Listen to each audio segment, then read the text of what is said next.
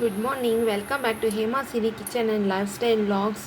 ಇವತ್ತು ಫ್ರೆಶ್ ಅಲಸಂದೆ ಕಾಳು ಸಿಕ್ಕಿದೆ, ಅದ್ರದ್ದು ಉಸ್ಲಿ ಮಾಡ್ತಿದ್ದೀನಿ. ಸಿಂಪಲಾಗಿ ತುಂಬಾ ಈ ಕಮ್ಮಿ ಇಂಗ್ರೀಡಿಯೆಂಟ್ಸ್ ಉಪಯೋಗಿಸ್ಕೊಂಡು ಯಾವುದೋ ಅತಿಯಾದ ಮಸಾಲೆ ಹಾಕ್ತಲೇ ಮಾಡೋದನ್ನು ತೋರಿಸ್ತಿದ್ದೀನಿ. ಅದಕ್ಕೊಂದೆರಡು ಈರುಳ್ಳಿ, ಒಂದು ಟೊಮೆಟೊ, ಒಂದು 5 ಒಣಗಿರೋ ಮೆಣಸಿನ್ಕಾಯಿದು, ಅಂದರೆ ಹಸಿರುಗಾಯಿನೇ ಒಣಗಿದೆ ಅಷ್ಟೇ, ಒಂಚೂರು ಶುಂಠಿ, ಸಾಸಿವೆ, ಒಂದು ಸ್ಪೂನಷ್ಟು ಜೀರಿಗೆ. ಫಸ್ಟ್ 2 ಸ್ಪೂನ್ ಎಣ್ಣೆ ಹಾಕ್ಕೊಳ್ತೀನಿ. ಒಂಚೂರು ಶುಂಠಿ,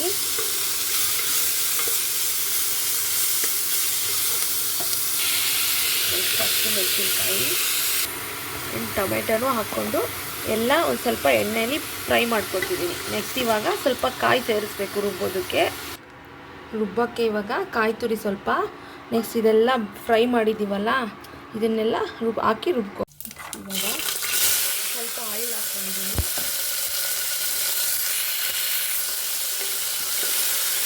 ಆಯಿಲ್ ಹಾಕ್ಕೊಂಡು ಅಲಸಂದೆ ಕಾಳು ಫ್ರೈ ಮಾಡಬೇಕು. ಇವಾಗ ಕಾಳುಗಳು ಸೀಸನ್ ಆಗಿರೋದ್ರಿಂದ ನಮ್ಮ ಹಳ್ಳಿ ಕಡೆ ಎಲ್ಲ ಕಾಳುಗಳು ಸಿಗುತ್ತೆ. ಅಲಸಂದೆ ಕಾಳು, ಹೆಸರು, ಎಲ್ಲ ಥರದ್ದು ಸಿಗುತ್ತೆ. ಹೆಸರು ಕಾಳು,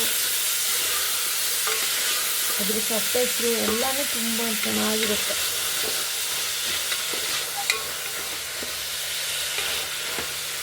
ಸ್ವಲ್ಪ ಜೀರಿಗೆ ಪುಡಿ ಸೇರಿಸ್ಕೊತೀನಿ. ಹೆಸರು ಅಲಸಂದೆ ಕಾಳು ಸ್ವಲ್ಪ ಮಾಗಿದ್ಮೇಲೆ ರುಬ್ಬಿರೋ ಅಂಥದ್ದನ್ನೆಲ್ಲ ಹಾಕ್ಕೊತೀನಿ.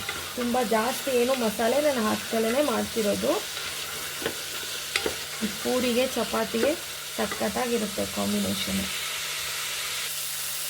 ಎಲ್ಲ ಸ್ವಲ್ಪ ಬಾಡಿದೆ. ಈ ರುಬ್ಬಿರೋದನ್ನು ಮಿಶ್ರಣ ಹಾಕೋಣ.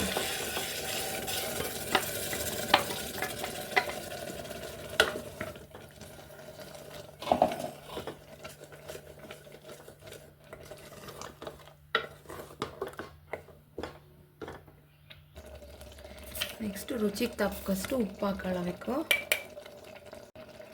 ರುಚಿಗೆ ತಕ್ಕಷ್ಟು ಉಪ್ಪು, ಕೊತ್ತಂಬರಿ ಸೊಪ್ಪನ್ನು ಆ್ಯಡ್ ಮಾಡಬೇಕು. ನಾನು ಹೇಳೋದು ಮರೆತುಬಿಟ್ಟೆ ತೋರಿಸೋದನ್ನು.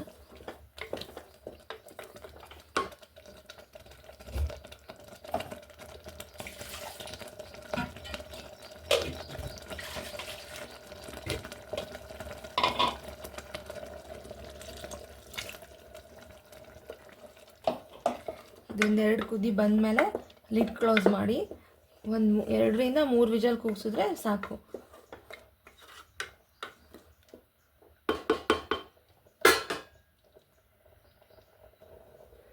ಲಿಡ್ ಕ್ಲೋಸ್ ಮಾಡ್ತಿದ್ದೀನಿ.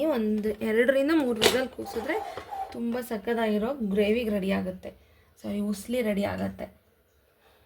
ರೆಡಿಯಾಗಿದೆ, ಚೆನ್ನಾಗಿ ಬೆಂದಿದೆ. ನೀವು ಮಾಡ್ಕೊಂಡು ಹೇಗಿತ್ತು ಅಂತ ಹೇಳಿ. Thank you for watching my channel.